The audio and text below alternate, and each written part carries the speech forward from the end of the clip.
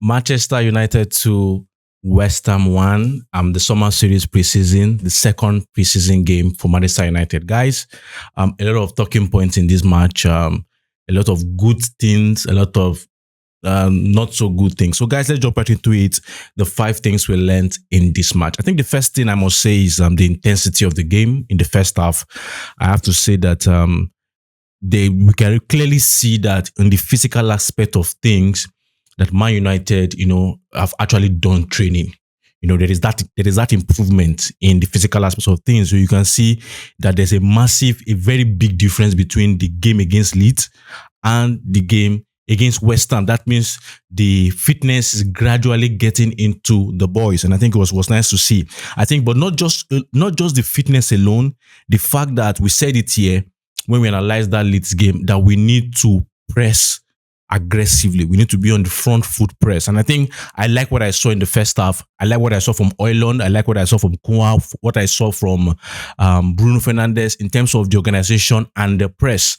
And I felt, it did not allow West Ham to build up. It didn't allow them to build up. But you can also see that I was saying in my mind that I believe after 45 minutes against Leeds United, I think it's just organic to play them for 60 minutes, play them for 60 minutes against West Ham. But I feel Ruben Amorim tried to push it, tried to stretch it to 70. And I was telling my brother when we were watching, I said, in the minutes between the 60 and the 70, something's going to happen. And then Bowen scored around the 60-something minute, because clearly those guys were exhausted by that time.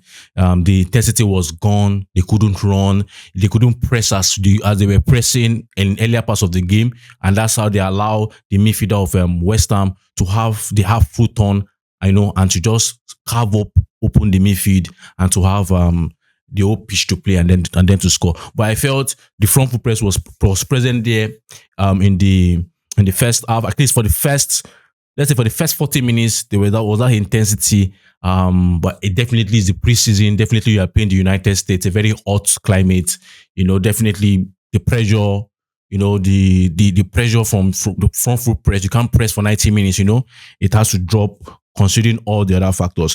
And another thing that I want to say is about Rasmus Højlund. I think to this game that he played, it shows us that sometimes when we look at Rasmus Højlund should not just be blamed. We also have to blame the recruitment strategy of Manchester United, in the sense of Rasmus Højlund clearly today is a striker that whenever you give him the ball in front, for him and the defender to run, he will do very well. It's clear, because we had many times where he was playing, especially the prominent one where he had the ball that hits the bar.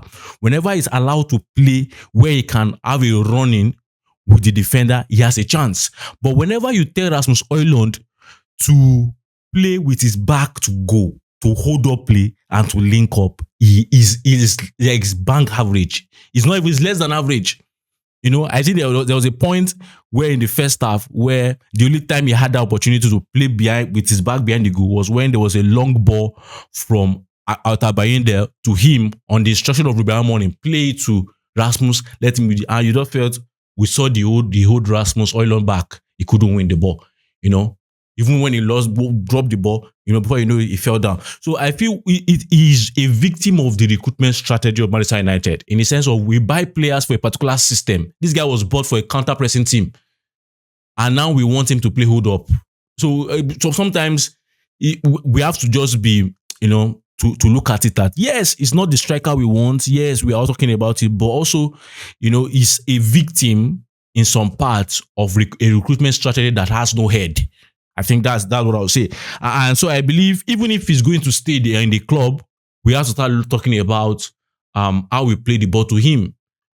So we're not going to be, if you want to use Rasmus Højlund currently now as your number 9, and you want to play it long, you don't play it to him directly, you play it into space and let him and the defender, battle it out.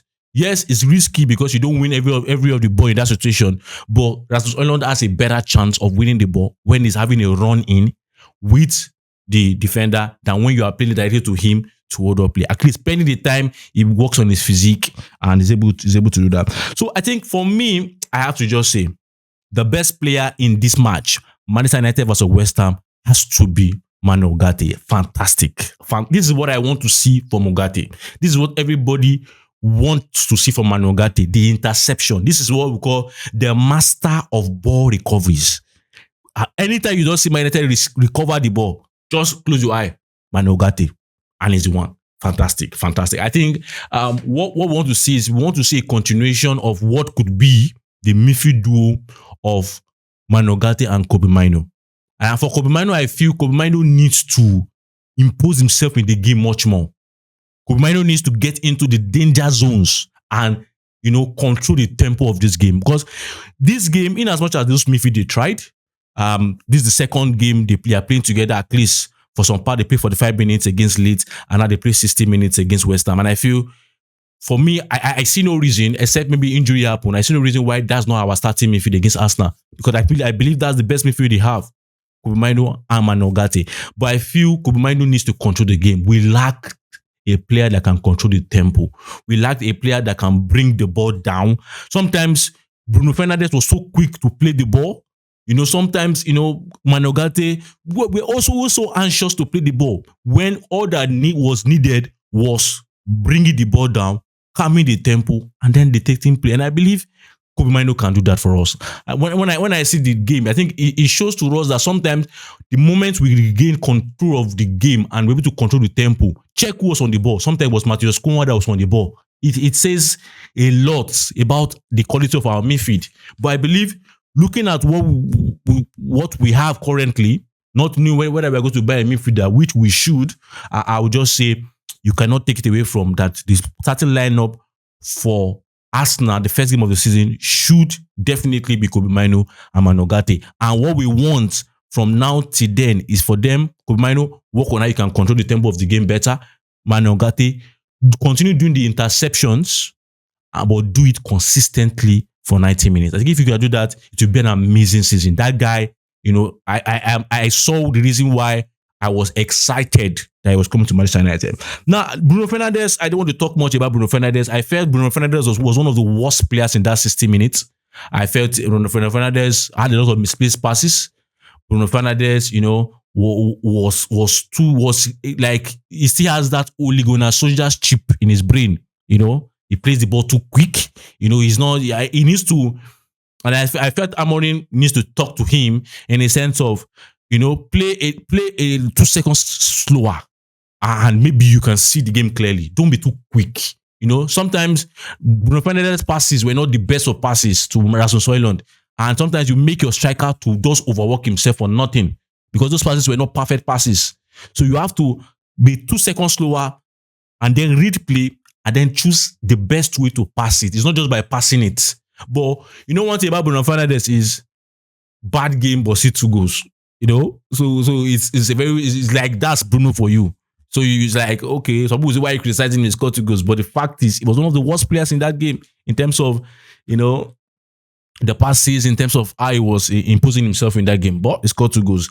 And I think another thing I want to say before I go into the other team that played is Amad Diallo, fantastic player, amazing goal that did not materialize. That was an offside. But I have to say, this team needs to be dominant for us to see the best of Amad in the wing back position. We need to be dominant. We have not yet had a game where we are dominant, at least for a longer part of the game. We have those pockets where we're dominant. So Amad Diallo will be a marvel when we are dominant, when we truly have the ball and truly dictate play. That wing back position will be amazing for him. But when we are not dominant, it looks as if you are wasting an amazing talent, literally playing as a right back. He did well today in that defensive role, against a Premier League side. He did well, but I feel we need to be dominant. We need to get the right midfielders to be dominant. We need to see the genius, the magic of Amad Diallo. I don't want to see a situation whereby against Arsenal or against other teams, we are just sitting it back and waiting, Amad Diallo just wasting away on that wing back and not having the chance to do what he wants to do. And I think let's go to the team that played 35 minutes. I have to say I'm not surprised because this team is a team and was made up of players that should leave Manchester United. In terms of Luke Shaw, Casemiro should leave.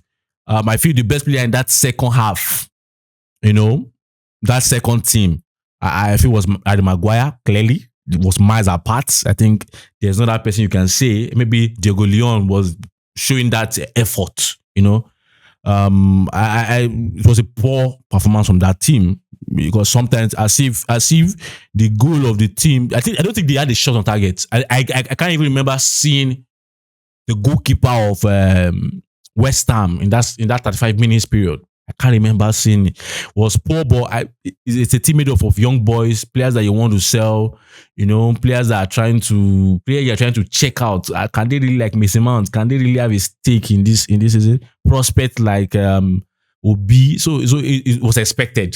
And that's why they are playing 30 minutes. But I feel the squad depth is not there. That's what it says. The squad depth is not there. Who did not play today? Mazaraoui did not play today. Jax did not play today. Mbeumo did not play today. Those 3 players. So we need players. We need players. We need players. We need players. I think, and we need quality players. I feel a lot of the young boys I saw today, I don't want to judge them so quickly, like the likes of Fletcher's son. I think he should be out on loan. I feel many times on the wing, as an inverted, as an inside forward, when you receive the ball on the wings, sometimes you should push the ball and even try his luck. Sometimes you don't see him collect the ball. There's nobody in front of you. What are you doing? You just turn back and pass it back. But I don't want to criticize there because I believe they are young boys. They are players that should leave Manchester United. They are prospects that are still trying to adapt to the game. They are players that there's question mark about this season, if they can perform or not, so that we can decide on whether to sell them. So guys, these are my opinions on the game between Manchester United and West Ham. Manchester United to West Ham 1 summer series. I feel I'm leaving the game excited because I know that it was a good performance for some parts. The tempo reduced because the fitness is not yet top notch. So another week of work for the next game, and let's say by then, the fitness would have been built. I felt 60 minutes was just okay. 70 minutes was too much, and I think it showed in that Bowen score. So guys, let me know your opinion about this game. As usual, I'm always here to analyze games. So we come here, analyze football, enjoy football. Until you see you next time. Bye.